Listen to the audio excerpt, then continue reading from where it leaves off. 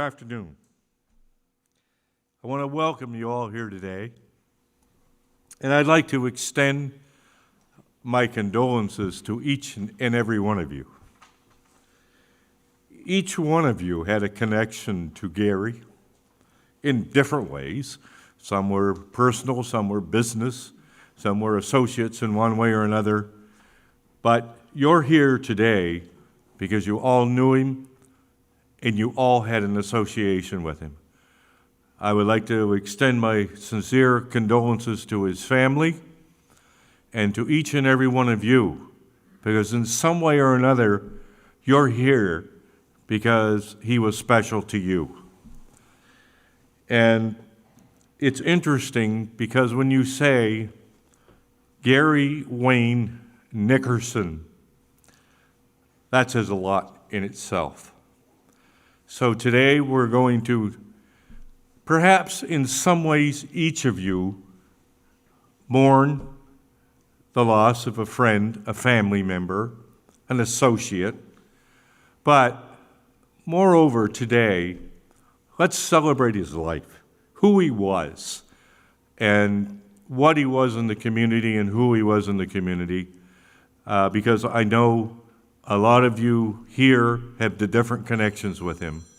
So we've decided today to do a service of sorts and a celebration of life of Gary Wayne Nickerson.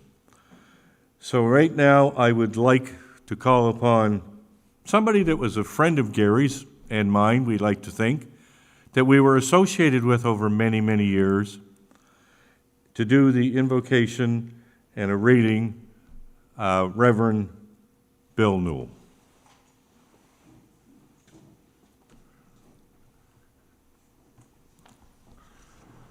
Let us pray. Oh God, we pause to give you thanks for your love, your blessings, your watch care over us, your grace and guidance in our lives. We thank you, Father, that we can gather today to remember and to celebrate the life of one who was such a part of our lives over the years. And as we do, we thank you for Gary and for his life, for his commitment to our community and to his betterment and to keeping people informed. And we pray that as we remember and as we celebrate, your Spirit would bless and undertake, guide and comfort and keep, for we ask it through Christ our Lord. Amen. I want to read a very familiar passage of Scripture from Psalm 23, where the psalmist says, "The Lord is my shepherd, I shall not be in want. He makes me lie down in green pastures. He leads me beside quiet waters. He restores my soul. He guides me in the paths of righteousness for his name's sake. Even though I walk through the valley of the shadow of death, I will fear no evil, for you are with me. Your rod and your staff, they comfort me. You prepare a table before me in the presence of my enemies. You anoint my head with oil, my cup overflows. Surely goodness and love will follow me all the days of my life, and I shall dwell in the house of the Lord forever." And then in Psalm 91, the psalmist says that he who dwells in the shelter of the Most High will rest in the shadow of the Almighty. I will say of the Lord, he is my refuge and my fortress, my God in whom I trust. Surely he will save you from the foulest snare and from the deadly pestilence. He will cover you with his feathers, and under his wings you will find refuge. His faithfulness will be your shield and rampart. Thank you, Reverend Newell. I've done far too many of these for too many friends, too many associates that have gone before us. And sometimes it seems like a test. I'm not sure if I'm passing the test. And I really don't want to be tested anymore. And each and every one of you understand that, because when you lose someone, a friend, an associate, a family member, you think about their life, what they went through, and all the fun things and sorrowful things that you've done with them over the years. But again, I want to impress upon you today, Gary would like to have a celebration of his life. He was a fun-loving person, and that's what he would want. You know, it's been said many times, and you probably have heard it before, that angels walk amongst us. This is true. And I know it to be factual, because I've seen one. In real life, I've seen it happen. And it is a wonderful thing. And that angel is in this room today. And it's only through his compassion and his willingness to help Gary that I have seen how angels work. And I want to call upon him now to give a eulogy to his friend and our friend. And I want to let you know who that angel is. And his name is Quinn Taggart.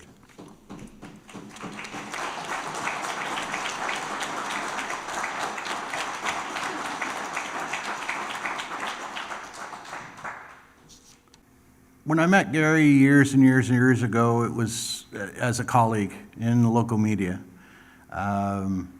Gary and Ray and Belle and Fred, Tina as well, plus Don Purnell and I used to all kind of run in the same circles. We would always attend roughly the same events and quote unquote compete for the story. But everybody had a different timeline.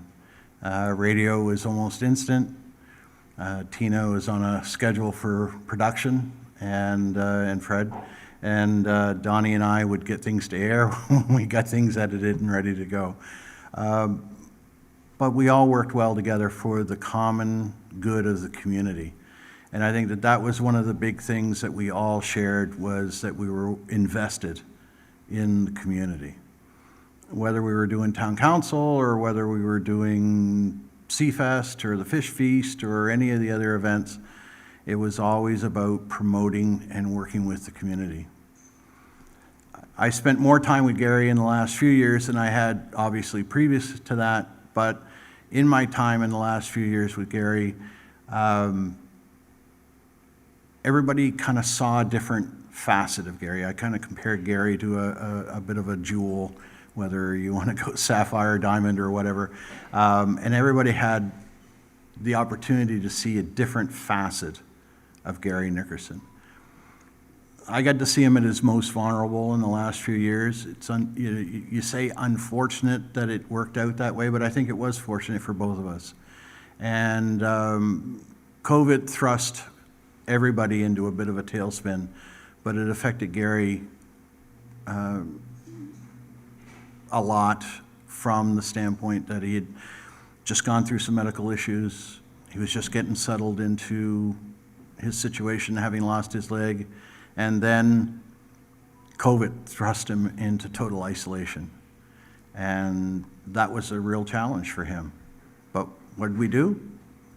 We opened his window and we shoved him some groceries, or we brought him some home-cooked food, books, newspapers, whatever, and thus began Outside My Window. While still in the midst of COVID, we decided to just throw caution to the wind, as it were, and start the podcast.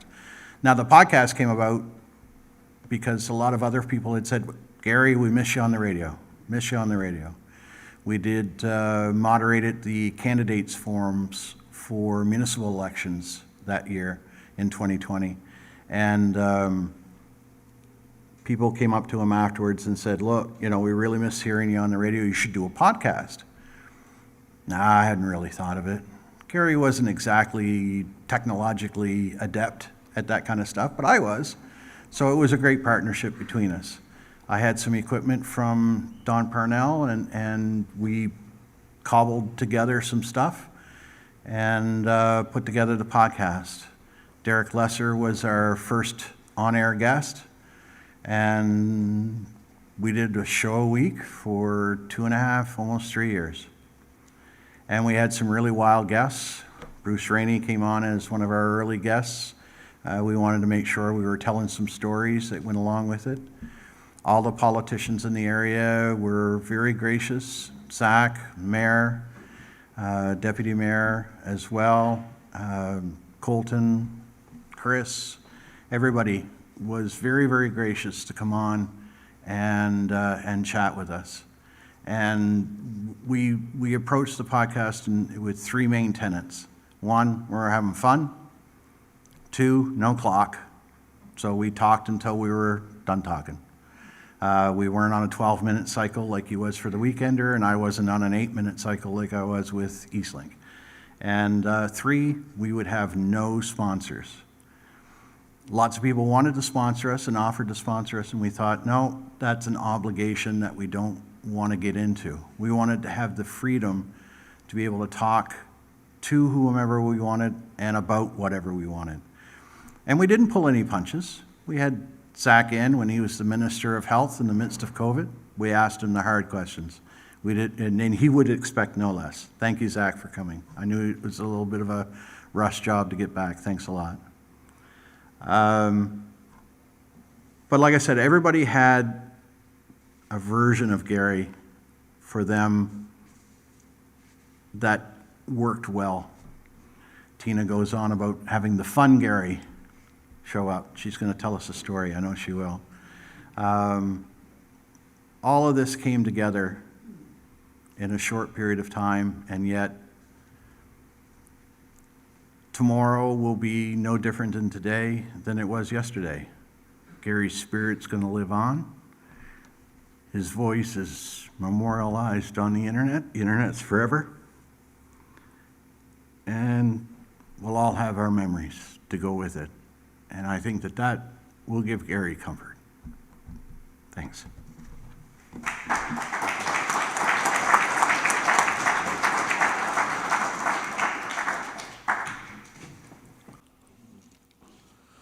You know, it's, as I mentioned, each one of you have your own different relationship with Gary.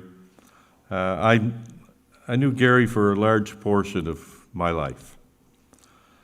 I was his boss, I was his co-worker, I was his friend for over 35 years.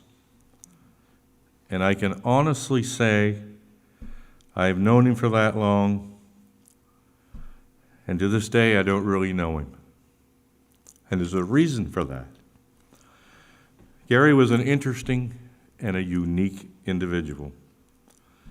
I've described him many times to different people as an onion, but in an affectionate way, in a positive way.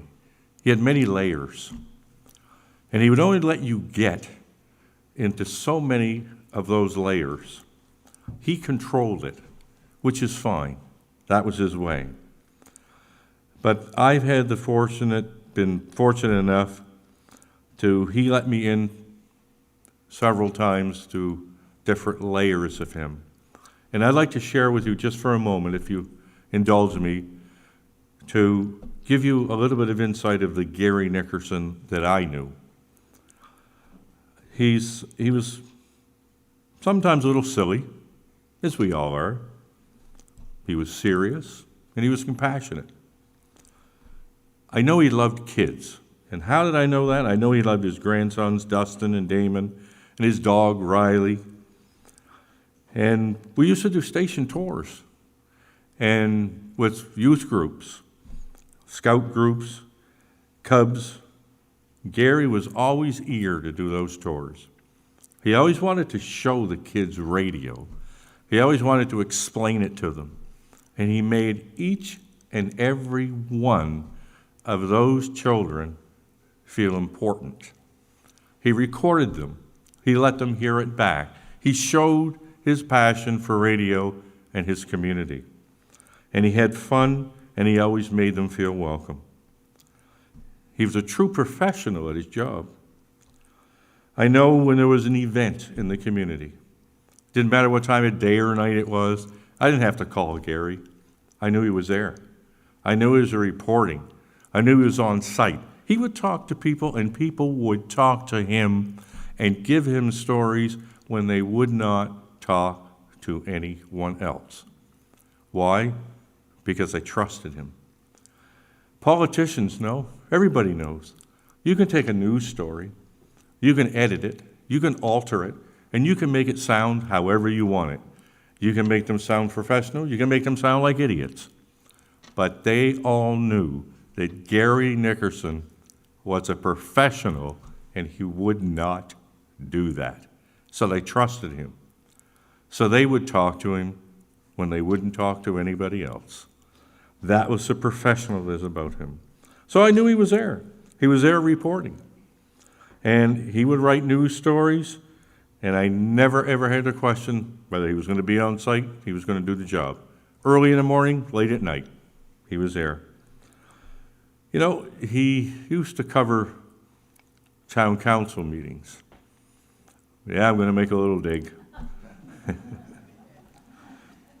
And he did it for years. One day he came to me. I never saw Gary frustrated too many times. But one day he came to me and he sat in my office and he was pretty perplexed. And I said, "What's the matter?" "Well," he said, "I sat through it again." He said, "Man, that diatribe going back and forth around in circles and ended up nowhere for several hours." And he says, "And I can't get a story out of this." And he was a master at finding a story out of nothing. So I said, "Okay, so what do you want me to do?" And he said, "Well, here," he said, "here are my notes." He said, "Have a look at them and see if there's anything you can find." Now, if anybody has ever seen Gary's writing, it looked like hieroglyphics or something like a chicken had walked through manure and went across the paper, did the Texas two-step, and you had no idea what it said.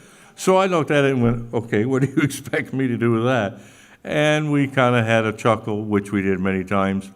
He took that, he went back, and he wrote professional stories. He told the news. You don't make up the news. The news is what it is. And he reported it, and he was concise, and when he reported it and he read it, you knew what was going on in the community. And I appreciated that about him. A lot of people didn't know a soft side of Gary, a bit of a sad side. I did. I was fortunate enough to be his boss. He confided in me sometimes. And I remember one time he came to me and he said, and he was pretty sad. He was not in a good place. And I asked him what was wrong, and he was troubled. And he said, "Well, I don't know if I can do my job anymore." And I said, "Why?" Well, he had just covered a story of a house fire, that there were casualties, and there were children. And he was deeply moved. And he was so saddened, he said, "I'm not sure I can do this anymore. I'm not sure I can report this." Because you know what? For the most part, the news isn't fun. It isn't about great things. It's about what's going on in the community, and a lot of times it's not that wonderful. I always said, please, when you do your newscast, try to end it with something uplifting. Try to end it with something nice. Try to end it with something fun. That's not always easy to do, as most of you broadcasters know that. I said to him, I said, "Gary, all I can tell you is don't give up. You are their voice. You tell their story, because somebody has to, because they can't." And he said to me, he said, "You know what? I never thought of it that way." And I reassured him he did it, and he did it well. And so he moved on and continued to do it well. I want to tell you a funny little story. I went to see him when he was in the hospital. And I got to go back 2 or 3 years before. We had the very first CJLS, now Y95, hospital radiothon. We didn't know what we were doing, never done it before. I was approached and thought it'll work. So I talked to the wonderful staff that I had for so many years, and they were all on board. They said, we can do this. People like Hartley, Jim Harris, Ross Burchell, all of them. We're there, we can do this. So we put it together and we moved the radio station to the Yarmouth Hospital lobby. That in itself was a bit of a challenge. We're ready to go live for the very first show. Everybody's pumped. The staff are all there. The lobby's full. Underneath of the tables, it was curtained and all the cords ran. And I said, guys, please do me a favor. Don't touch them. So we're ready to go, and Hartley probably remembers this and others, Kevin. Minutes, if not seconds, before we were going to go live, everything went black. Everything. Computers, equipment, everything. And we sort of went into panic mode, but we always tried to do it in an orderly fashion if we could. So I crawled under the table and started looking for cords, and I found the problem. Gary had put his legs out and unplugged the equipment. Well, I got it back together, and luckily we got back on the air. Several years later, I was in the hospital, and Gary had unfortunately lost his leg. So I went to see him, and this is typical Gary. We were talking, and I asked him how he was doing. He said he was doing fine. And we were talking about things at work, and he said to me, you remember that radiothon? I said, yeah, I do. He said, you remember I broke the cords and whatever? I said, yeah, I do. He rubbed his stub leg and looked at me and said, don't have to worry about me doing that again. And we laughed. That was Gary. That was the Gary that I know. Fun-loving, liked to joke. He liked to tell a joke, and he liked to hear a joke. I'll give you one other quick story. We were down at the Yarmouth Light. Gary and I used to do the fleet when they went for fishing on the very first dumping day broadcast. Reverend Newell, he always joined us. And we always enjoyed chatting with him. We would have a prayer, and we enjoyed his company. We were waiting to go live for a broadcast, and as most of you broadcasters know, we wear what we call cans or headsets. And I always had to go find Gary because it was either out somewhere foraging for food or he was fraternizing with somebody or having a conversation.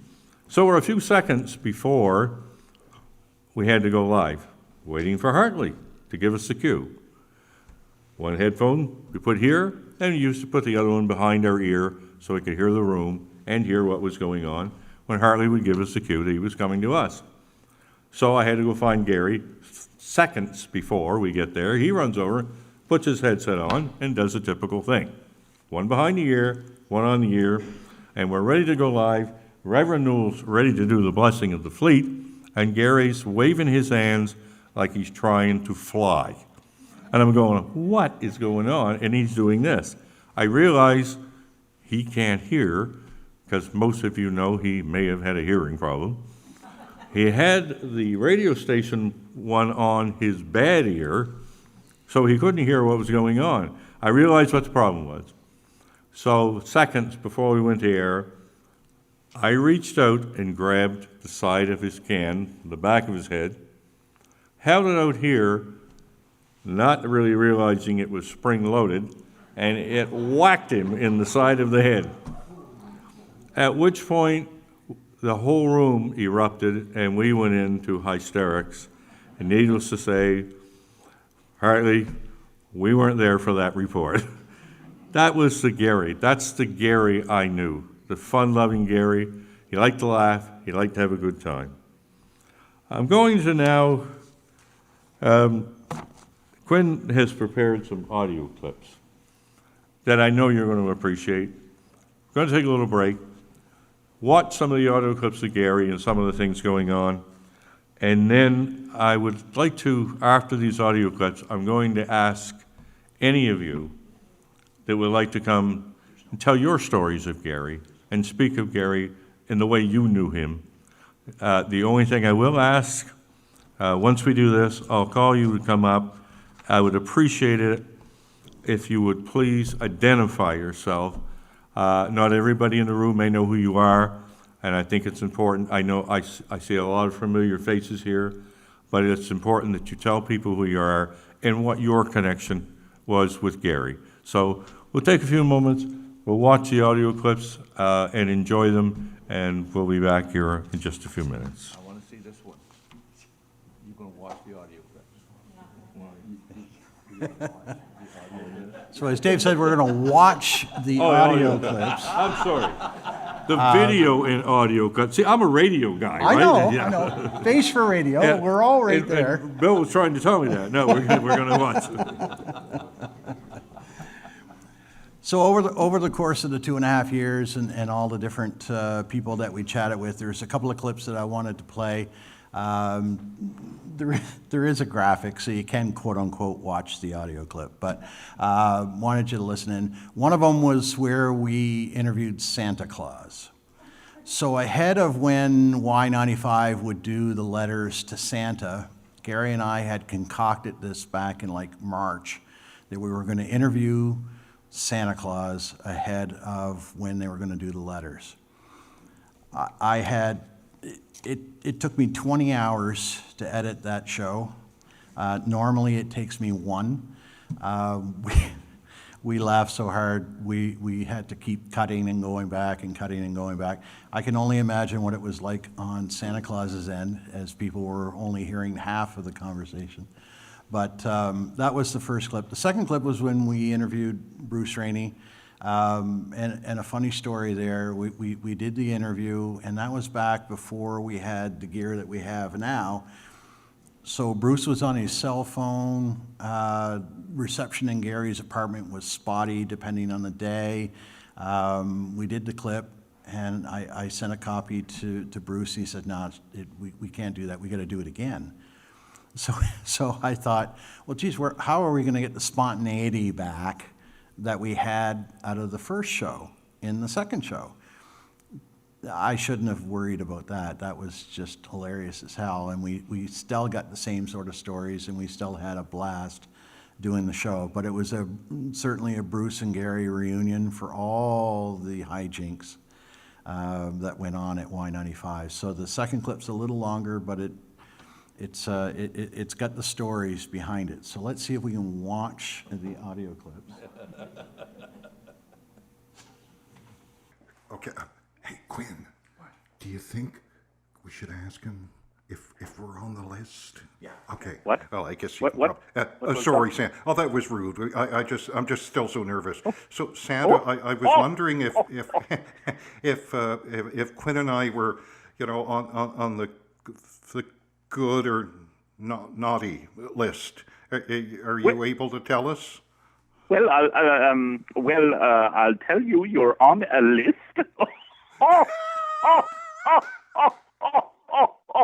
Oh my goodness gracious!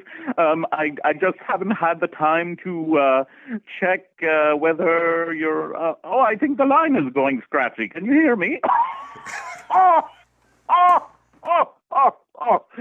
Oh my goodness. Well, Gary, in all honesty, so far this year, you're on the good list for the first of a few times. But there's still a month left to Christmas. There came a point early on in your career at CJLS where you also took part of the afternoon, the noon hour, and really transformed that, again, putting your own personal stamp on that. Talk about that, would you? That was a show called Rainy at Noon, Gary, and I recall our station manager, Grant Wyman. I was at CJLS for 5.5 years. Probably at about the 3-year mark, he came to me and offered me a new challenge, and it was to host the morning show from 6 to 9 and then do this noon-hour show, noon to 1, Rainy at Noon. He called it infotainment, a bit of information, a lot of entertainment, and whatever was on it was whatever we could come up with for that day. And that, to me, I would never recommend that kids today, if you want to get in this business, go to journalism school and get your degree and do it the proper way. But that, for me, was my PhD, because you never knew what was going to happen. And it also is where you debuted one of my favorite impersonations of my lifetime, your Marlon Brando Godfather impersonation, which you would do for me probably once or twice a week, and it always left me tear-filled and crying on the pavement there. It was fantastic. With Nickerson. Now, I gotta tell you, Rainey, I gotta send Vito up to see you, for payment for that. So expect a knock on your door Still got it. sometime. The man still got it. I'm rusty. It's all right. It's still good. You and I had a lot of fun. I remember one particular day I went down, that's when Tim Hortons was down below us at Centertown Square. I went in to get a coffee. And a couple of the ladies that were working there came over and said, "What in goodness names are you and Bruce doing early in the morning? We hear all this noise upstairs." So I'll let you tell that story. Well, the key to that, Gary, was to find a long song. And thank God back in those days we were playing Hotel California by the Eagles or American Pie by Don McLean or Wreck of the Edmund Fitzgerald by Lightfoot. Those are all about 6 to 7 minutes long. So I'd put the song on, and they were on 45s back in the day. And then I'd run out into the hall, and you would have a chair ready for me that had wheels on the bottom. And for whatever reason, you and I found it immensely entertaining for me to sit on the chair and you to push me down the hall at breakneck speed. And what I would try to do is I would try to eject just before I hit the wall. And we found this incredibly funny. The one day we didn't find it funny, however, though, is when I mistimed my ejection from the seat and put my size 12 Nike through the drywall that was just outside the studio. And you and I were looking at a gaping hole in the wall at about 6:30 in the morning, knowing that the bosses were coming in 2 hours later. So we decided after a lot of discussion, neither of us could drywall the darn thing. We weren't very handy. We'd just tell the truth. And thank God there was a sense of humor in the building that day. And I remember I used to time you, because you used to run too. You used to run from the control room way down the hall around to the bathroom, and I would time you. Yes, we would. We took this seriously. I think we even bought a stopwatch for this. And you would challenge me. I think 11.49 seconds was my record. I wouldn't hit that today. I'd be about double that today. But that was back in my fleet of foot days. But yeah, you know what? And that's part of, Gary, with that morning show, you and I were in there every day, just you and me, and most of the time the great Wayne Norman, just the three of us for about 3.5 hours every day, just the three of us. It's the ultimate sort of team bonding thing. And if you don't get along with the other people, then that's just hell. But we really got along, and we really found ways to make it fun both on and off the air. And, man, I remember those years with such immense fondness. It was just a great time. I'm Pam Mood. I'm the mayor of Yarmouth, Gary's target for the news. When Dave's speaking, every time he tells a story, I think, oh my goodness, I just remember so many things. So this is one I remembered when Dave was speaking. I got to the council table 11 years ago, and my goodness, it was different from what I expected. That's for sure. So I remember what Dave was saying about how Gary would sit there and just, I can't find a story, like it's just back and forth and all that. I just wasn't used to that. Mama has to have control. So two things. I remember in particular the guys at the table they'd make a point, and then another one would put their light on, and it would go back and forth, and they would echo each other. They would say, I echo that. And I'm like, why in the heck do you have to echo anything? We just heard the person the first time. Like, what's that? So, Phil, what was my rule around echoes? No echoes. No echoes. No echoes at the council table. No, you did not. But Mama laid the smack down anyway. And then I also remember two guys at the table going back and forth, and they were just at it with each other. And I leaned into the microphone, and I said, by accident, "Do I need to give you boys a timeout?" Unprofessional, uncalled for, but I must have just come from home and 3 children, and that's what came out. And I tell you that because I remember Gary called me, and he said, "Did you just say what I thought you said?" And I said, "Absolutely not." Because if that goes on the news, Mr. Nickerson, you will be having a timeout for the rest of your life. And we just had a blast. We had a blast together. I will say that when Quinn called and he said, "We're going to do a celebration of life," I was ecstatic, because you know what?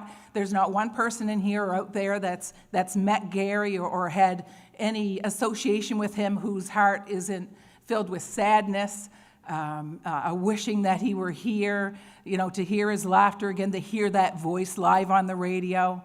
But there's also nothing better than celebrating a life, because Gary had so much good to share. So, on behalf of Town Council and the entire community, I want to say condolences to the entire family, to his friends, to his colleagues, everyone that Gary's life has touched. It was a really good life, and I also want to just say we are also thankful for Gary's life. I got to see both sides of Gary, and I was when I was a new mayor 11 years ago. And when I say green, I mean green. I didn't watch council meetings. I listened to chit chat and stuff like that, so I had no idea what I was going into. I went from leading women's ministries for 20 years in a church to walking into council. And weed hadn't been legalized yet, so that was an issue. Gary he had a sense of humor. He was a professional, and this is from our standpoint. All of council would say the same thing. He was tremendously professional, from his voice to what Dave was saying about how he shared the stories. I never once worried that he was going to make me look bad purposefully. I could do that all by myself, and he knew that, I think. So he would just let me go and then just smile and think, "You really said that on live radio, so you'll have to wear that."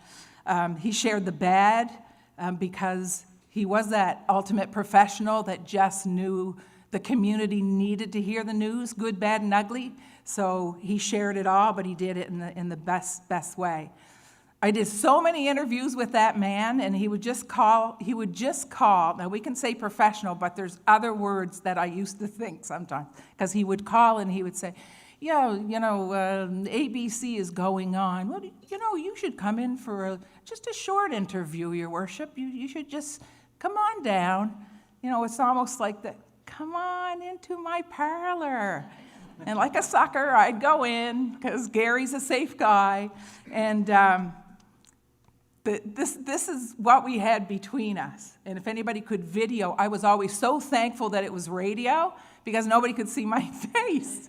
So, Gary, I would walk in, and usually without notes, because you just have to know what you're talking about. And he would ask me some lovely questions, and I would answer, and I'd feel so good about, I got some answers, and this is going to be a great story. And he'd very calmly along the same line. Then he'd slap me with one, and I would just look at him, and I'd go, "Where did that come from?" And he would know, just by my face. And I would have to find the answer to that. And sometimes it was difficult, because it was based on something, sometimes you don't want to share the ugly with the community, but the community needs to know anyway. So I would do that. And then he would ask me questions that he knew I just didn't. And I'm not afraid of anything, but sometimes you just don't want to have to say what you have to say. And he'd ask me that question, and then he would do this every time. He'd go, every single time. And I would give him my, that face. I'm telling you, if we could have taped the two of us, it would have been unbelievable, because it wasn't pretty. But we laughed a lot. I'll just end by saying that, I can't share the stories most of you can share, but Gary made me laugh every single time I bumped into him, put a little fear into me because I knew he wasn't going to let me off easy. But, Gary to me, he always used to do The Weekender, and it was, "I'm Gary Nickerson, and you're listening to The Weekender." And I could never figure out, why does this man have to tell people who he is? He's the James Earl Jones of radio. Like, everybody knows Gary's voice, but it was good to hear it anyway. So anyway, we love you, bud. Thank you for the legacy that you left with so many people. And we just thank God every day for Gary's life and everything he shared in this community, because he certainly did it in the best way possible.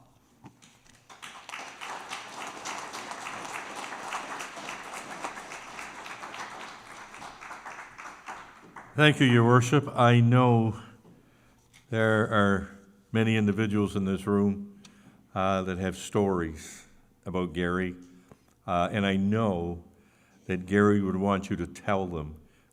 Radio people are a bit, I'll call them unique. A lot of ways are a little odd, but it takes a special person to work radio. You got to have a face for it, which we all do. But the morning teams, and Gary was part of the morning teams. They're a unique group of individuals because they go in early in the morning, and there's only usually the on-air person and the news person before the office opens, and they're there several hours. Now, you heard some audio, you heard some audio, yeah. You've seen some video, you heard some audio of some of the antics that went on, and I know they thought I didn't know about them, but I found out. But sometimes you have to say, to keep your sanity, you have to do what you have to do. I know there are a lot of you here who have stories. I would love for some of you to tell those stories, and I know Gary would too.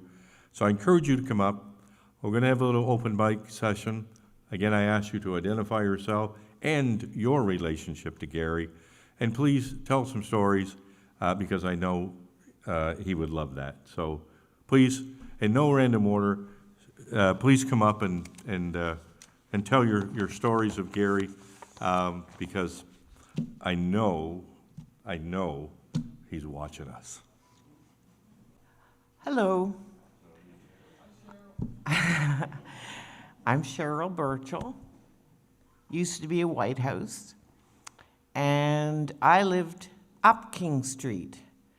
And Gary lived down King Street. And we first met when I was 4 and he was 3. We both went to Zion United Baptist Church, and that's where we got to know each other first. And the reason I mention this, you had to be there. But anyway, my mother insisted back then that I had to be dressed just so. I was her only girl, and the frilly dresses. Anyway, Gary was an only child, and his mom was a little old-fashioned that way too. So every Sunday, he would be coming up with his parents, coming up King as I was going down King. We'd meet at the Brunswick Street intersection, and he was the gangliest, skinniest little kid, and he had on the same dark black suit and starched white shirt every Sunday morning. And anyway, we became friends at a very young age, and I've known him since then. But that was my first memory of Gary, being dragged to church in his little dark suit and his white starched shirt. That's it.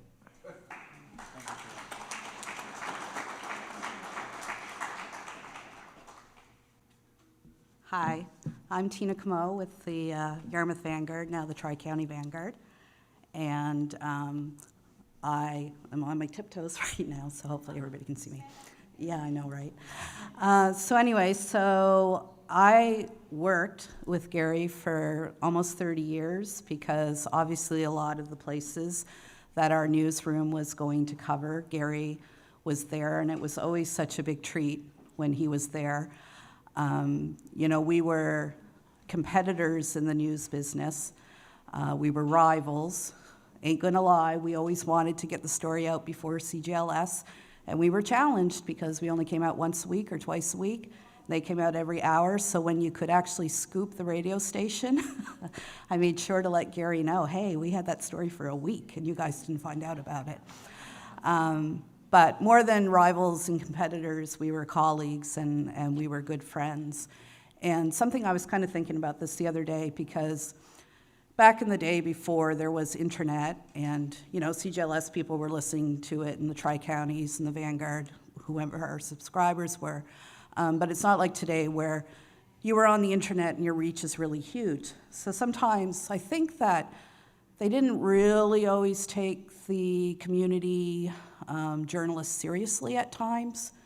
When the big guys would come in with their big TV cameras and everything, everybody kind of flocked to them.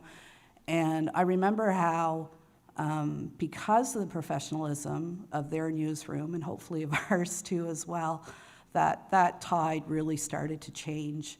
And people knew that if there was something happening, it wasn't right that the Premier only spoke to the media in Halifax about it. They made sure that the Premier spoke to the media in Yarmouth, whether it be Ray or Gary or Tina or Belle or Carla, Eric or Michael or Fred or whomever.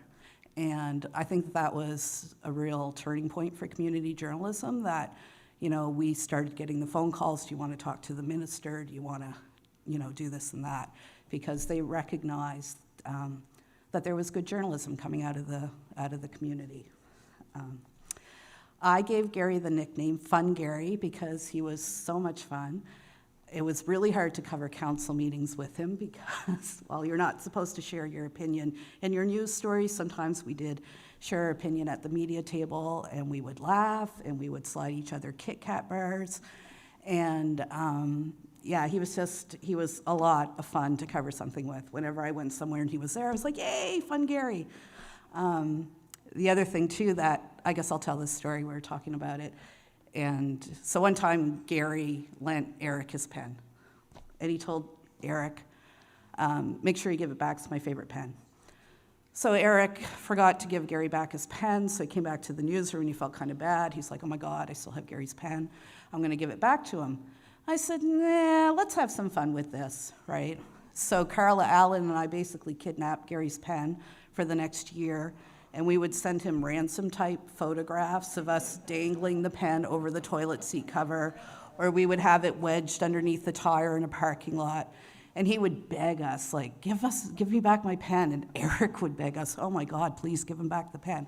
I was like, nah, let's keep doing this, right? So we did it for basically a year. Gary got a big chuckle out of it. And when he retired, we actually gave him a gift that had like 12 different pens in it, just to make amends. But he literally never, ever lent any of us a pen ever again. I took that picture of Gary. I love that picture. I do wish that retirement had been kinder to Gary. When Quinn and Richie started tapping on Gary's window and delivering meals, I thought that was just the nicest thing anybody could have done. And I reached out to Gary about doing a story because, you know, people knew, obviously, everybody knew who Gary was. And we got together that day, and we talked about what had happened to him and about him losing his leg. And I remember him telling me how the night before his surgery, as he laid in his hospital bed, he stared at his toes because, you know, he knew that they were going to be gone. And yet, what I remember most about that day is that even though life didn't work out the way Gary had hoped, that he said to me, but you know what, there are people that are worse off, right? There's always somebody worse off, so, you know, I'm not going to dwell on what's happened to me because things could be worse. So, I'll just tell a couple more things. I always got a kick out of when I would see Gary drag his grandsons to his assignments, because as journalists, like, I would always bring my boys with me too as well, so it was always good to see them there with him. His dog Riley, he loved his dog Riley, as we all know. So whenever my son Jacob would visit with his dog Rocky, which were on the slideshow, I'd message Gary, "Are you home?" And then we would go tap on his window so that he could have visits with Rocky, and they would hug and kiss, and those were really great visits. I remember one time there was a really big lobster dispute going on, and the lobster fishermen were all going on strike, and for some reason my father-in-law, Henry Surratt, was like the go-to person for all the media.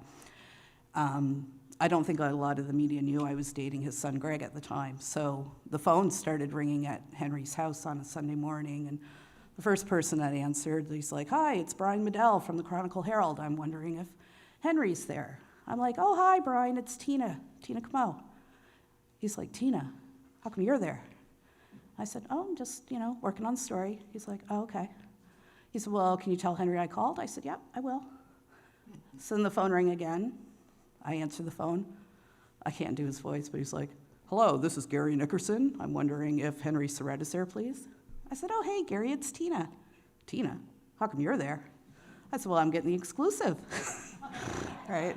He's like, "Oh," he goes, "Well, is Henry there?" I said, "No, it's not here right now." He goes, "Will you tell him I called?" I said, "Nope."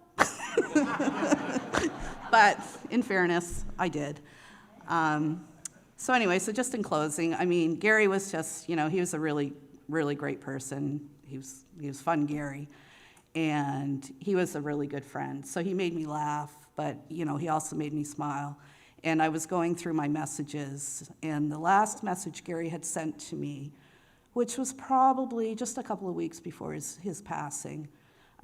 You know, I've got stuff going on with my family. My dad has dementia, and there's other challenges that I've got. And he sent me this note, and it said, "I'm always here if you feel like talking, or if you just want to sit and cry. You are my friend, and I care about you." And I think that that's probably the type of messages that a lot of people got from Gary, because he was a very special person. He was a lot of fun, but he was very caring too as well. So he'll forever be my pen pal, and he'll forever be Fun Gary to me. So thank you.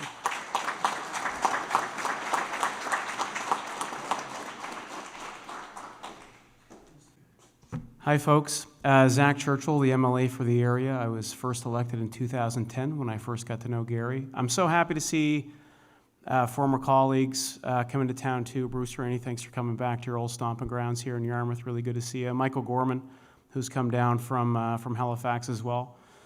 We really do have an incredible tradition and great people that have come out of Yarmouth for a number of things, but broadcasting and news, I think we have a lot of people we can be very, very proud of. And Gary, I think, was chief among them.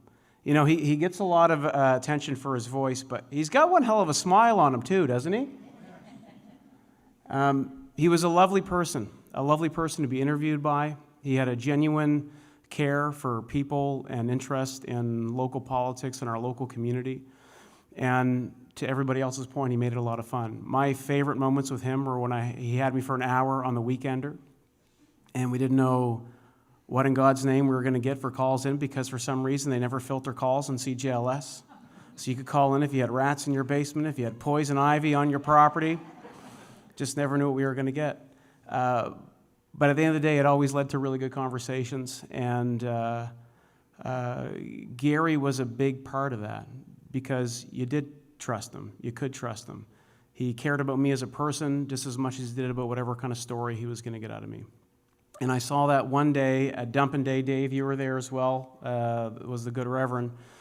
You get up, Dumpin' Day, I got to be there at 5:30 out at Cape for Shoe. I really look forward to this every year, by the way. And, of course, CGLS is set up there. The guys are there early. Kevin does that now. And you do an early morning interview and give your best to the fishermen. So I was leaving, did my interview with CGLS, was going to get back home and ready for the day, and I called Katie, and I said, how did it go? She said, well, you gave a good interview, but I've just wondered about one thing that you said. I said, what's that? Well, she said you hope for high winds and low prices for lobster. And I was like, I didn't say that. I said low winds and high prices. She's like, oh, no, you didn't. You said high winds and low prices. So I immediately turned around, drove back to Cape for Shoe, and Gary and Dave corrected the record for me for the people. Had that been Mike Gorman, he would have ran that clip till I was running to town in lobster feed somewhere at the bottom of the ocean. But Gary didn't do that, and nor did you, Dave. But we are going to miss him. He was great to chat with in CGLS, and I love that he kept doing his work with Quinn outside my window. And I think during COVID, when everybody was locked down, and that would have been hard on anybody, that was such an incredible outlet for him, Quinn. And I'm so happy that you guys got to do that. I did manage to recognize Gary in the legislature this past session as well. I do just want to share this with you. So this will be on the record now in Hansard until there's no longer a province of Nova Scotia. I rise today in sadness as I join my home community of Yarmouth in mourning the loss of our very own Gary Nickerson. Gary Nickerson was one of Tri-County, Nova Scotia's most trusted and respected voices in broadcasting. He was with CGLS Radio, now known as Y95, for over 28 years and was the station's news director for many of those years. His voice, integrity, and leadership in broadcasting were truly missed upon his retirement. After his retirement, he co-hosted the podcast Outside My Window with his dear friend, Mr. Quinn Taggart, which featured conversations with people in our community and outside, discussing local events and interests that have been the source of many engaging, meaningful, and enjoyable conversations. One of their highlights, I know, was when Dr. Strang appeared on their show for an interview. Gary Nickerson was an engaging conversationalist and a respectful listener who brought out the best in his interviewees. Beyond that, he was a truly good person who was liked as much as he was respected. I was very lucky to have been interviewed by Gary over the years. I have fond memories, particularly of our conversations on the Weekender. But I'm even more lucky to be able to call Gary a friend. I, along with so many in our community, will miss him very much. I ask this House to join me in extending our deepest sympathies to Gary's family at home, to CGLS, and all the friends who will deeply miss him. There's extra copies of these if anybody needs one. Thanks so much for having me and Eva here tonight. I just did get back from Halifax. I'm also on daddy duty and do have to get Eva to ballet for 5:30. But I'm very very happy to have come in here today, and thanks for the opportunity to say a few words about someone that I think had a major impact on all of us, on our community. And I'm so glad, because I know, we incredible local broadcasting here, and I'm so glad that, the next generation, Kevin Northup, had the opportunity to learn under Gary, because I know his legacy is going to live on with you and the rest of the team at Y95. Thank you again very much.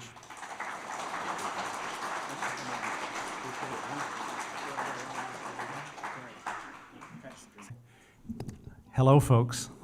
I'm Chris D'Entremont. I'm the MP for the area and have been since 2019. My relationship with Gary started in 1988, when after school I decided I would go to university, and I got to university and I felt that I didn't like university, so I started working at the local radio station, and Grant Wyman hired me on as a copywriter in 1990. But that's where I sort of got to know Gary. Bruce Rainey. We had a number of interesting fellows working at the radio station at the time, and you get to know each other. You end up being a team of individuals, but all working together for the same cause of, having fun at the radio station, providing music, providing entertainment, providing news. And I think everybody plays their position in there. I went away for a couple of years, came back in '92, and started working at the radio station. And I had the great opportunity to be a swing announcer, which means you get all the crap radio station jobs that you possibly can do, which means Saturday mornings and New Year's Eve and Christmas Eve and all the fun stuff. But you know what? Even though the swing guy would be there, Gary would probably walk in 95% of the time to run a radio story, to book something, make sure that we had something to read for the next news that was coming up. He was always there for the people working at the radio station and always working for the on-air to make sure the information was available. He was a great friend. And I would say, as much as we've had some great morning shows, and I see 3 of our members here this morning, Jesus, what time is it? This afternoon, this evening, I think the key to the show was Gary Nickerson. Because Gary, with his laugh, with he works so well with whoever was behind that other microphone. His laugh, his interest, his hunger for food, his time to go out and do different things, whether he's lost in the woods or doing those kinds of shows. He wasn't just the news guy. He was, I would believe, the voice of the radio station. I got to have him on my morning shows when I got to fill in for morning shows. And be able to interact with him was, a dream, because he brought so much with us. So I got to know Gary as a person, working with him as a coworker, but then I got to go into politics and get interviewed by Gary, to be able to go and do weekenders with Gary. And, he was always interested in me as the person, but I always knew that he was interested in me and what I was doing and would never betray me either. You could say something in confidence to him. Complain about it. He said, well, what do you really want to say now? I want to say this. Okay, we recorded and we said this. And many times we would give him a phone call and say, hey, this is going on. Do you want a quote on it? Absolutely. He was always easy to work with, easy to talk to, and I'm going to miss him immensely. Luckily, Kevin learned a whole bunch from him, so Kevin is very much in the same vein. He was the consummate professional. And this one story that I have, and it's not really a funny one, but after he had his heart attack about, 10 years ago now, when he had that big heart attack, ended up in the ICU in Halifax. And I was still in Halifax at the time, so everybody called from the radio station, hey, go check up on Gary. He was in the ICU. I called him up. I said, what do you need? He said, well, I've been here for 5 days, and I haven't been able to have a shave. Would you mind going and get me a razor? I said, well, okay, I can go. Thinking I can go get a couple of safety razors and be able to get him to shave. No, he needed a Braun special rotary head razor. And I went out and got him the razor, and I said, Gare, here, you look like shit. You need to get shaved up, because you've got work to do. You got to get home to your community and your family, and you need to look better for it. And he got to shave that day. I made sure my friend was happy. So to the family, to the friends of all of you that have worked and done everything with Gary, I'm with you. I'm going to miss him a ton. Thank you so much, everybody.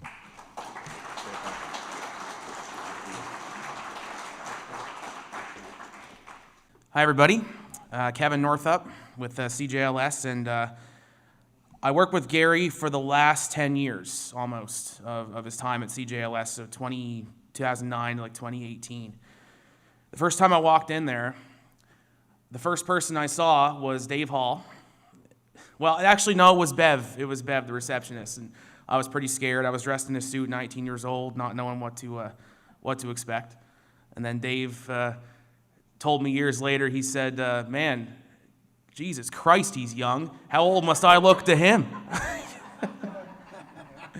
But the second person I saw was Gary Nickerson. And the minute he spoke, hi, Kevin, I'm Gary Nickerson. I went, whoa, that's an incredible voice. 19-year-old kid, fresh out of broadcast school, very, very intimidated.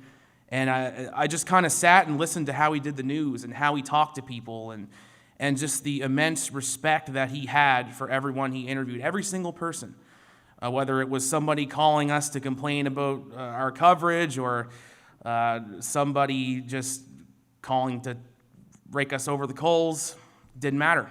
Gary treated every single person with the same respect, and that's what I try to do now. And,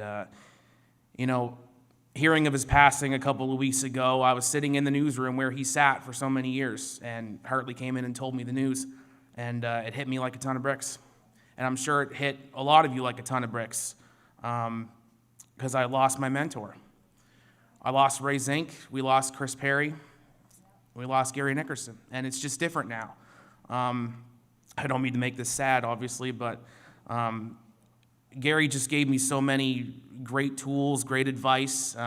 He anchored numerous elections. I anchored my first one in 2021 after he retired. Nervous, I was frantically pacing the floors of CJLS where Bruce Rainey raced so many chairs all those years ago. But I was quite nervous, and I called Gary, and he told me, just pilot the thing, you're gonna be okay, it's all good. So just hearing his voice calmed me, that's for sure. Gary did not know sports. That was his one weakness. Yeah. Tried getting to say Evgeny Malkin of the Pittsburgh Penguins. Wasn't happening. Even everyone knows Derek Jeter, right? Derek Jeter is what he called him on the radio. So I had to help him out with that. But everyone knew Gary professionally, and I did quite well, obviously working alongside him for 10 years. But I got to know Gary as well on a personal level. Just an amazing person, I always found. In between his news stories, in between those things, he would take calls from his grandsons, and they would ask, can I have a friend to come over to play, or can I have a ride somewhere? And every time he would always say yes. Like, that's the kind of grandfather he was, and he certainly taught me a lot about being a father figure as well. So I owe that to him. And Gary, we miss you. We love you, and let's eat. Let's eat. Toast to Gary. Thanks.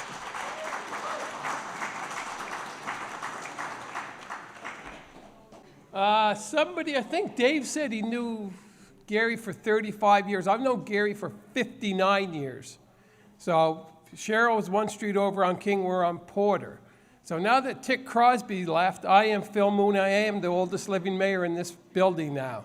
So I think we have Mr. Holmes here somewhere, and they had a Yarmouth Tri-County trivia here 5 or 6 or 7 months ago, and they said, who is the mayor that came right after Charles Crosby? So the first person calls up, he says it's Pam Mood. Ben said, you're right, it's Pam Mood. Next person calls up, said, Pam Mood, you're 100% right. Next person calls up, who is it? Pam Mood, you're 100% right. And then the person said, do I win anything for this? He said, no, you don't win anything.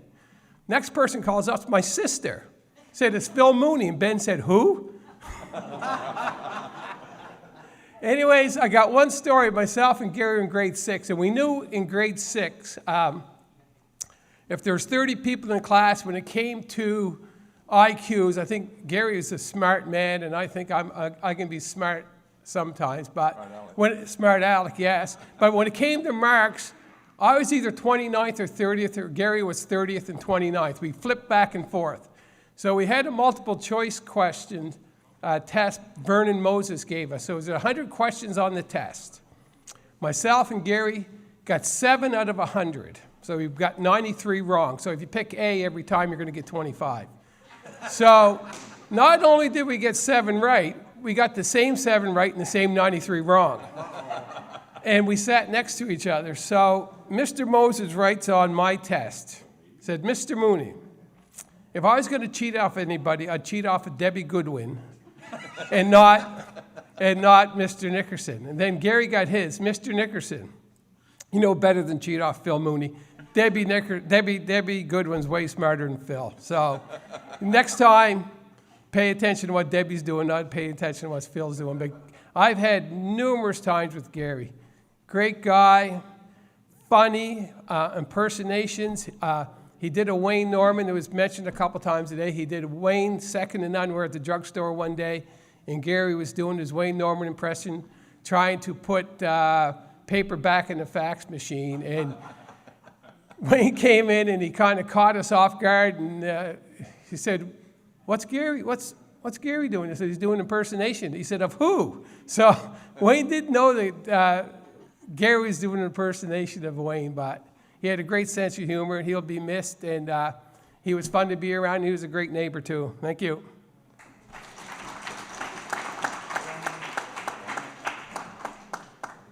I'm going to make mine pretty short. I'm Hartley Reed. I'm the morning guy for CJLS. I've been there for 26 years.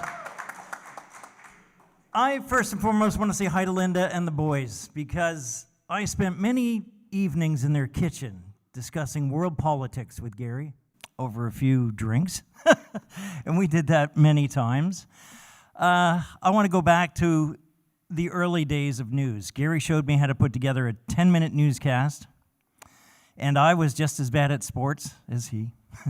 I could butcher names. But as the years went on and Gary joined me, Gary and I had a chemistry like no other team in the morning. I know many morning guys in this province, in Ontario and Quebec, and I share a lot of conversation with them in a run of a month, run of a year.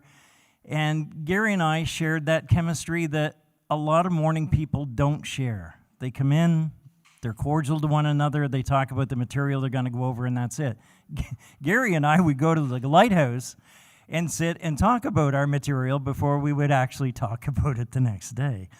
And we would try to keep it as civil as we could. We had a lot of people called up when Gary and I first took over doing mornings. And I can remember Chris, God rest his soul, Chris took me in the office and said, I don't think this is going to work. And I said, why? He said, well, I had a call from a listener that just complained about you and Gary talking about lighting your smoke on the toaster in the house because you ran out of... I didn't really know how to answer that, and I just kind of looked at Chris and I said, is that really a bad thing? And Chris goes, well, according to this guy it is. So he brought Gary in the office as well. And I said, it was just conversation that we had, that, you ran out of match, you had to use the toaster, light your smoke, and that was just one of the borderline topics that Gary and I would get into. Dancing was another. I have a video that's on my Facebook page, and I didn't post it for a long time, and then I finally posted it. And Gary would say to me, Hart, don't post that. I posted it because Gary, in his mind, thought he was a really good dancer. Gary was. He probably was at times. I can remember getting kicked out of the Red Knight because he was dancing on the tables, and he really wasn't a great dancer. But, okay, Gary. One day, I asked him if he would go to Kids Act and teach the kids how to dance. It was part of our routine in the morning. And Gary said, I think I would do that. So I actually attempted to call Deanna McCarran. And when I called Deanna, Gary goes, who are you talking to? I said, Deanna. Why? I said, well, we're going to take you down dancing with the kids. I don't know if I can really do that, he said. I said, Gary, come on, you can dance. So I would razz him. Not one morning, not 2 mornings, but for an entire week. I said, Gary, are you going down to teach the kids how to dance? And finally, Gary broke down and said yes, and he stood up in the newsroom, and that's where I filmed the Dancing Queen for Gary. And he was going to go to Kids Act and show them his dance moves. So Gary had the dance moves. He loved to show them off. He was my friend. We laughed together. We cried together. We probably did some things we could never mention on the radio together. He taught me a lot, and I taught him a lot when it came to letting himself loose a little bit in a way that, people would accept. He was always very conscious about his funny side. I don't want to offend anybody if I laugh at this person or that person. And I said, well, Gary, if it's done in taste, they're going to take you as you are. And everybody in this room took Gary as he was. He had a great heart of gold, a sense of humor, a sense of direction where he was going on a daily basis. And he liked to share his daily doings with many people who worked at the radio station, and I want to thank God that I was one of those that he shared it with.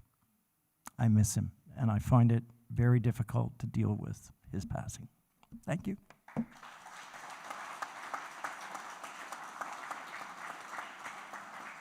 Hi, folks. My name is Bruce Rainey From 89 to 95, Gary and I did the morning show together at CJLS. I did the math recently when I learned that he passed, and if you do the math, you figure you're in the office or the building together for 3 hours every day by yourselves. So you figure 6 years, maybe 200 shows a year, you take away sick days and vacations. And that comes to about 3,600 hours. You divide that by 24, that's 150 days. It's 150 days of our lives he and I spent alone together, and had it been anything other than a great partnership, that would have been torturous. But he was so fun. Driving down here today, I was reminded of an amazing promotion CJLS did back in 1991 where they thought it would be really beneficial to have Gary and I go get lost in the woods. And they came up with a very clever title for this promotion. It was called Lost in the Woods. And they sent Gary and I way Carleton, South Ohio area, deep, deep into woods. We needed ATVs and Jeeps to get there. And we thought we'd be there for one night. But what happened was, during the time we were there, this was to highlight the importance of ground search and rescue, who were supposed to find us. During the time we were there, somebody legitimately got lost. So ground search and rescue was taken away to do a real job. And so we were in there for 3 days. And we had this little tent, and we had a guide by the name of Eldon, and we had a little engineer by the name of Guy, who I loved, because when Guy would get really excited, you couldn't tell what he was saying, and it was just tremendous. And so we're in there, and there's a picture that pops up on there, Gary bare-chested on the hibachi. That's from Lost in the Woods. And on day 2, we were kind of out of things to do, and Eldon, the guide, uttered a sentence that I've never forgotten. He said, "You boys want to go analyze some animal dung?" And Gary and I said, "Sure." So out we went, and we analyzed for about 2 hours different forms of animal dung. We learned what they had eaten and what that could tell us. And that night, Engineer Guy, at around 1 o'clock, he awakened us with a plaintive wail because we were in really tight sleeping bags. And he had clearly zipped his up and caught it on a bad spot for a guy. And the noise was just outrageously. And so for years, I could call Gary and I could say, "Sleeping bag Guy," and we would dissolve into complete laughter. He was a tremendous guy, tremendous fun to work with. He was a great, great talent. He was the first voice I ever heard at CJLS driving down here for a job audition in 1989. When you used to get to Shelburne, there was a little yellow sign on a tree that you could, it said CJLS 96.3? Yeah, 96.3. So I flipped it on, and there was Gary doing a newscast, and I thought, wow, that's a heck of a voice. That's very, very impressive. And who knew that 3 weeks later we'd start a really cool 6-year run. The only time, a lot has been made of his professionalism, and I'm not sure if anybody ever heard this. This happened at 6:31 Saturday morning when he and I were working. He was incredibly professional with his newscasts, incredibly so. And the only time he ever got cheeky was one morning. He came up on his 6:30 newscast and he said, "Wait for the last story." And I said, okay. So he finished up, and the last story was about a woman who had been arrested in California for soliciting favors in exchange for spaghetti dinners. So Gary delivers this story, and then he pauses, and he says, "Technically, Bruce, this is prostitution." And if you were listening that morning, you heard blank, blank, blank, dead air for about 10 seconds, because we were both under the, I'm glad the Reverend's laughing at that, by the way. We were both under the respective tables done, but he was a great guy. Those were wonderful years for me. It shocks me that we're talking about something that happened 34 years ago, but that's where the years go. Gary was a huge talent, and like all of us, he could get himself into a lot of messes. But when he got into messes, it never came from a malicious place at all, and that's why he was so darn easy to forget and love. So I miss him, we all miss him, and thanks for great, great memories. Thank you, folks.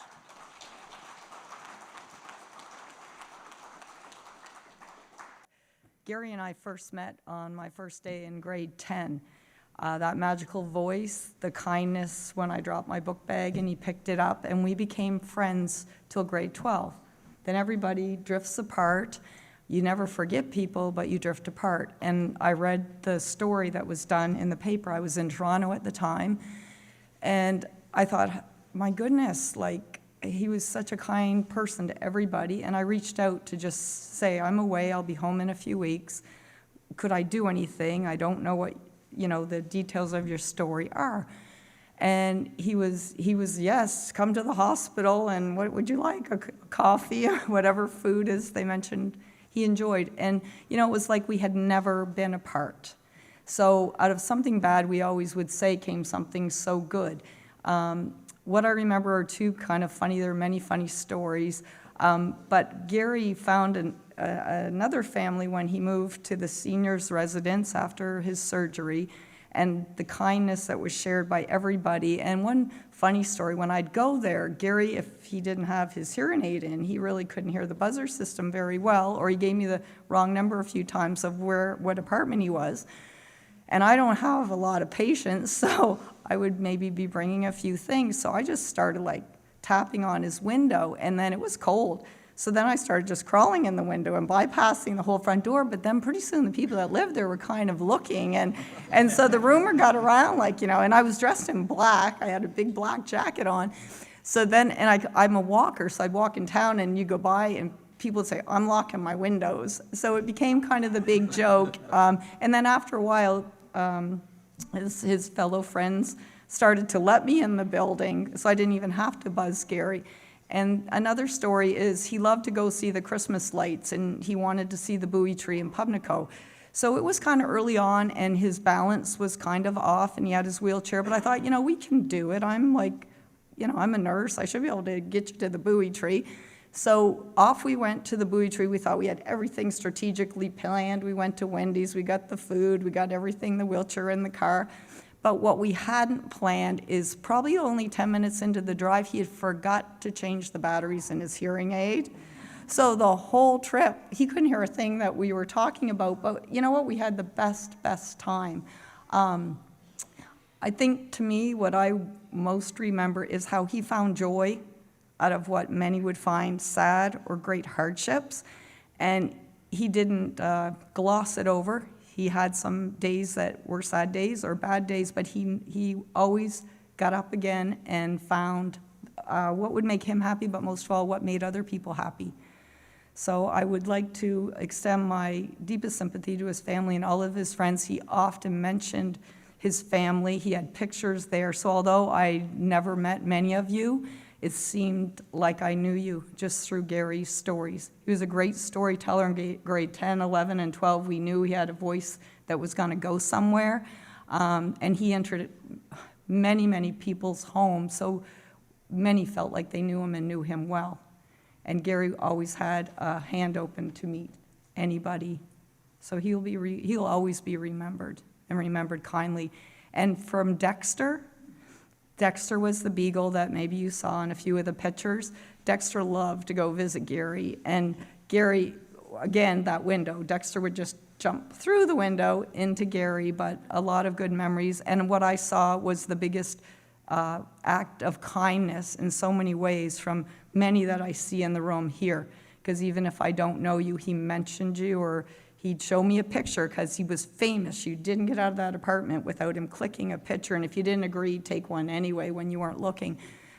So I think there was so much goodness that he gave to everyone he met and that you gave to him. Thank you.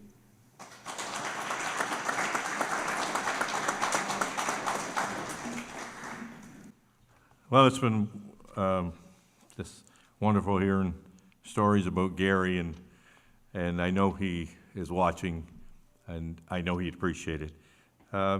Before we close, and I ask Reverend Newell to close us in prayers, a couple things I want to share with you. Gary, I had a couple of funny little sayings that I used to say, and I'd go around in the morning and I'd see the staff, and Gary would always say, well, you got a joke? What's the joke of today? And he always liked to tell a joke and hear a joke. But there was a couple of sayings that I had that are kind of stupid, but he kind of liked them. And I want to share them with you today. One of them, it goes like this. I'd rather have a bottle in front of me than a frontal lobotomy. That was one of Gary's favorites. And his other all-time favorite was, I'd rather have hope in my soul than soap in my hole. And he thought somehow that was wisdom that would be very useful carrying him through life. That's probably the only wisdom that I ever had, but I'm not sure it's useful. Gary he always said he had two families. He had his family, and then he had a CJLS family. And to the CJLS family, they were very important to him. And those of you who are part of that family know we've lost another great member. But I want to leave you with this. And those of you who knew Gary and know the CJLS family, and those of you in the family will understand this.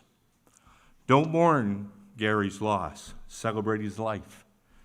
Because right now, I think that Jerry Boudreau is putting together an awesome band.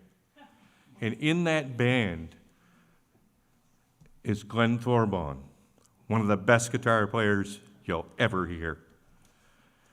And building the stage for that whole event is Ray Zink, because he always was building and repairing something. Promoting this great event, the one and only Chris Perry. Selling tickets to this wonderful event is our lost friend Pierre Ferron. And doing interviews with a lot of the entertainers is probably one of the best interviewers I ever heard, the late Wayne Norman. The concert will go on wonderfully, and I know Gary Nickerson is writing a great news story. And to end it all, I know Lauren Fevens is taking audio clips to down the road send us all on a sentimental journey.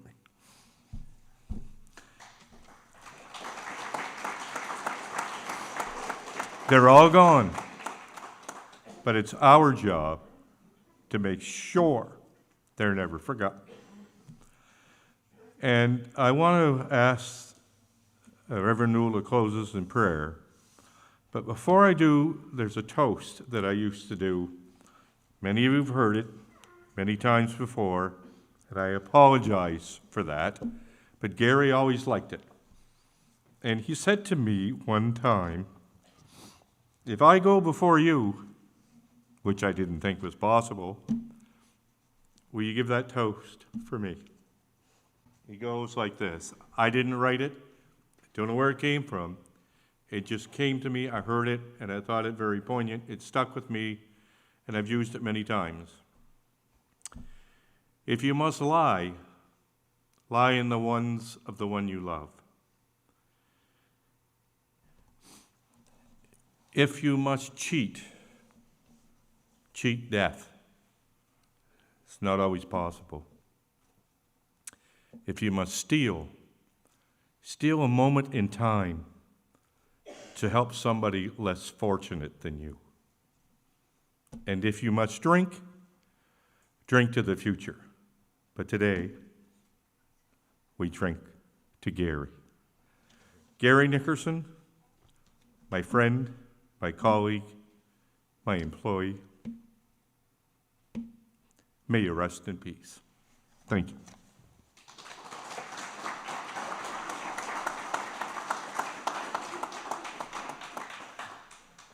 In the same vein, you can shed tears because he is gone, or you can smile because he's lived. You can close your eyes and pray that he'll come back, or you can open your eyes and see all that he's left. Your heart can be empty because you can't see him, or it can be full of the love and fun that you shared. You can turn your back on tomorrow and live yesterday, or you can be happy for tomorrow because of yesterday.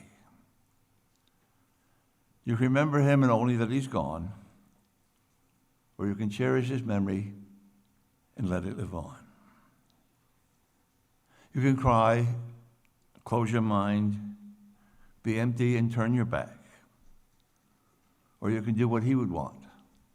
Smile, open your eyes, love, and go on. Let us pray. And now may the Lord bless you and take care of you. May the Lord be kind and gracious to you. May the Lord look on you with favor and give you his peace, both now and evermore. Amen.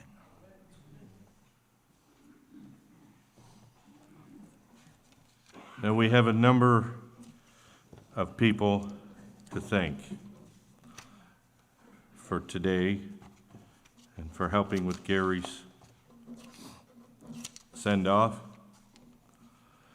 It says it takes a village to raise a child. It also takes a village to give someone a proper send-off. Now, by no means is this list complete. And if we've left somebody out, it's certainly accidental, and it's certainly not intentional, and no offense intended. Below is a list of people and organizations, individuals, and they're in no particular order. But we'd like to thank the municipality of Yarmouth Housing, Ashley Rhino, Peggy Boudreau from the Senior Safety Program. Charles at Sweeney's has been instrumental in dealing with the bursaries and helping out. Louise Zink and her fantastic crew of family and friends that have helped with today's celebration.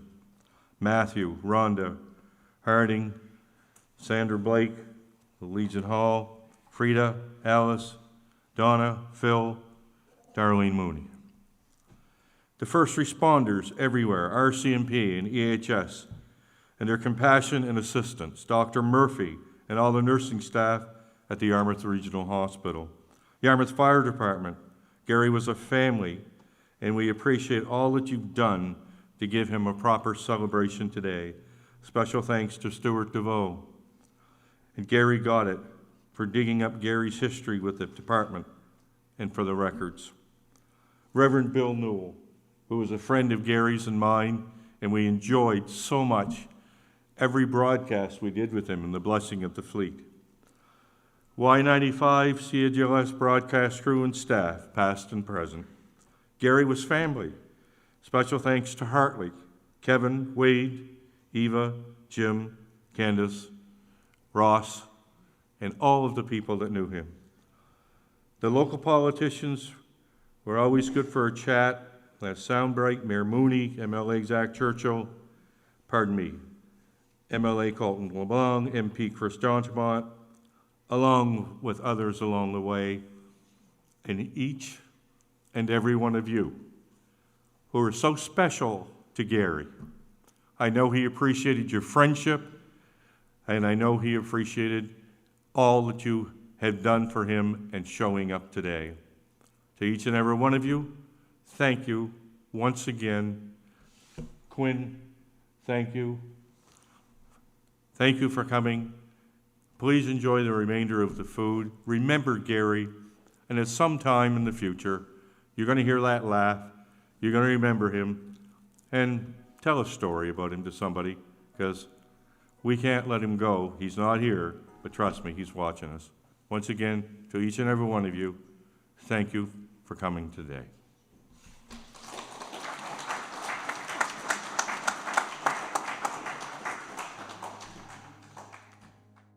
Into this world a voice was born that we loved but could not see. It made you want to listen to the man, the mystery. So deep yet so intriguing, so crisp and so defined. He made you want to listen up and tune in every time. His journalism was his call, a forte he would own. We always knew he'd get the scoop. Some sent it to his phone. He hosted many weekenders, council meetings and elections. Getting to the heart of it was one of his perfections. He wrote 1,000 stories of the locals through his years. He had the best of colleagues. He had the kindest peers. 40 years he anchored news. He covered every story. He made you want to dial in he was always in his glory. He spoke of many moments. The subjects were compelling. Documentaries that he would cite were his greatest storytellings. Retirement never slowed him down. He'd simply turn the page. His cast, Outside My Window, with Q, was all the rage. A legend of community with journalistic views. I'm Gary Nickerson, CJLS News.